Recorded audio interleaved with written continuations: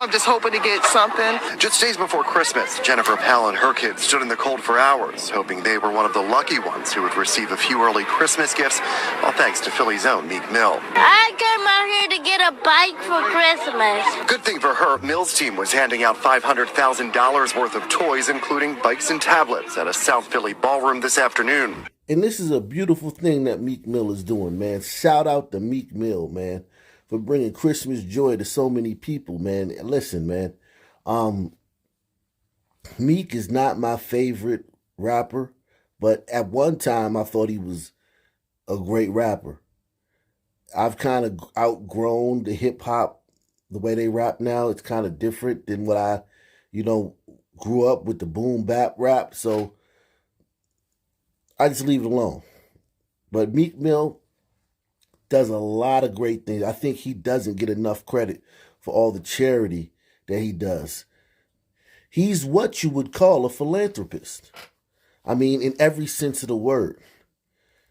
He's done so much, and he's linked up with billionaires, owners of sports teams. He's good friends with those guys. And salute to him, man, and everything he's doing, spreading some Christmas cheer. Because we know Philadelphia, there's a lot of guys. There's for every Meek Mill doing what he's doing, there's 1,000 guys on the street playing the Grinch. More, but I'm talking about really, like, literally playing the Grinch. It's 10,000 on standby. But it's literally 1,000 people playing the Grinch in someone's life right now in that city. Very dangerous city. But Meek Mill's shining a little beacon of light into the lives of hundreds, maybe thousands of people. So salute to him. Good thing for her, Mill's team was handing out $500,000 worth of toys, including bikes and tablets, at a South Philly ballroom this afternoon. The line wrapped around the building and snaked through several blocks for hours before the doors opened. Easily thousands of people lining up for a chance to bring Christmas home early. I'm trying to get him a laptop or like a tablet or something so he can play with it. He likes electronics. Lashea Wright's one of those parents. She says the past 2 years have been difficult, and she's blown away by the generosity of complete strangers. I love it. It's great. I love it. I love when people give back to the community. It's the best. Mayor Jim Kenney and Police Commissioner Danielle Outlaw stopped by as well, but the biggest star of the day may have been Meek Mill himself. I feel like if you can help. We've been doing it for a while now in our community.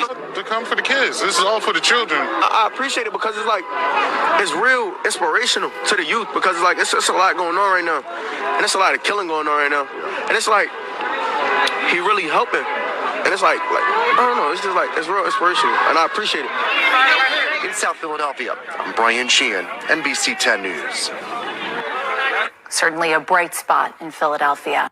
News here right off the top at 6. We've learned that Congresswoman Mary Gay Scanlon was carjacked at gunpoint this afternoon.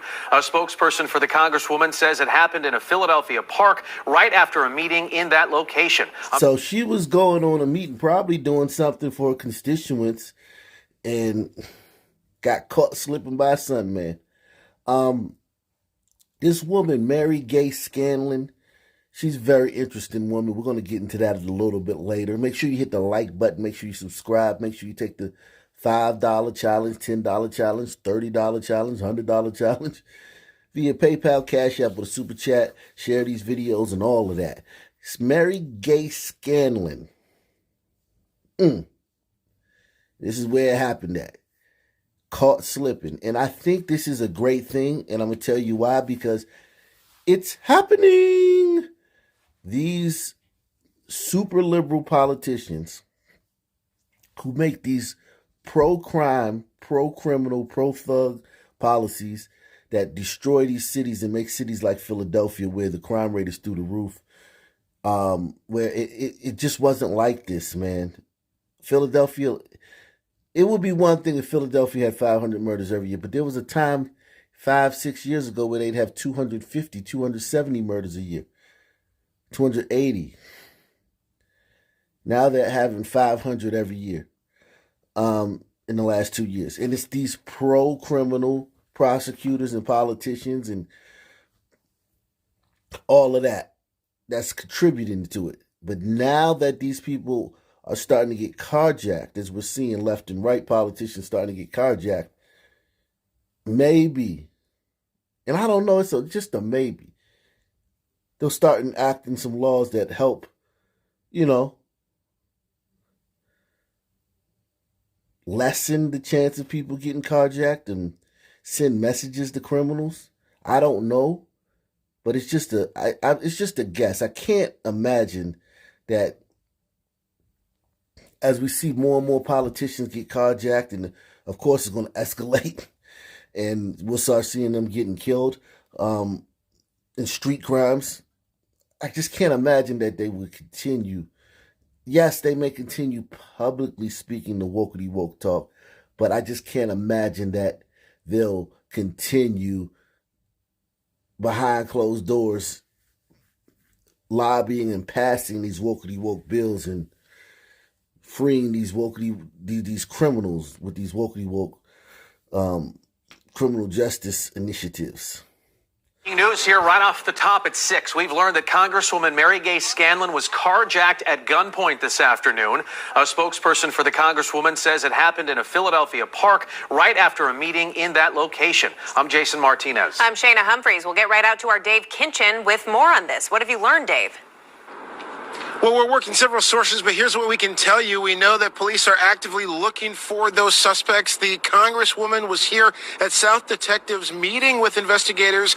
Congresswoman Mary Gay Scanlon, the Democratic representative, here giving a statement to investigators after this all went down. Sources say it happened in FDR Park this afternoon. This is video of the area. We were in touch with the FBI. They say that the Philadelphia Violent Crimes Task Force is working with federal law enforcement partners on this. Scanlon, who represents a section of South Philadelphia, in addition to all of Delaware County and parts of Montco, had just left the meeting when the carjacking happened, according to investigators.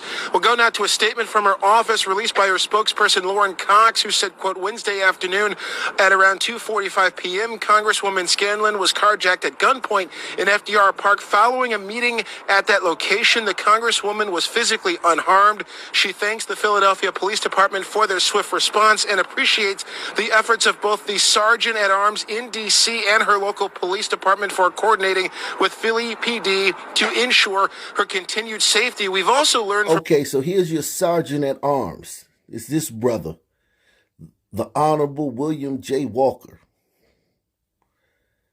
As an elected officer of the House of Representatives, the Sergeant at Arms is the chief law enforcement officer and protocol officer of the House of Representatives, Congressman, and is responsible for maintaining order in the House side of the United States Capitol complex.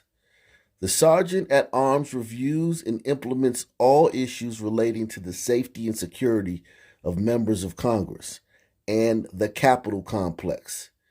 The Sergeant of Arms also coordinates extensively with the U.S. Capitol Police and various intelligence agencies to assess threats against members of the Congress and the Capitol complex. So in this nakedly racist country where a brother can't get ahead, the Sergeant of Arms for the United States Congress is a brother.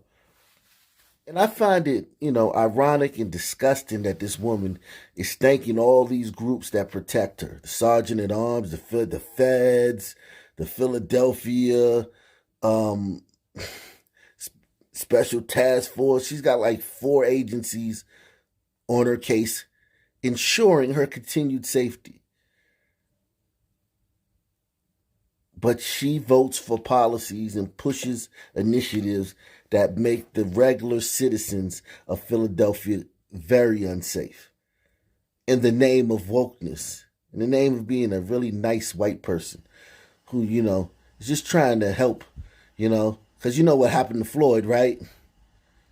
So we got to change everything because of what happened to Floyd.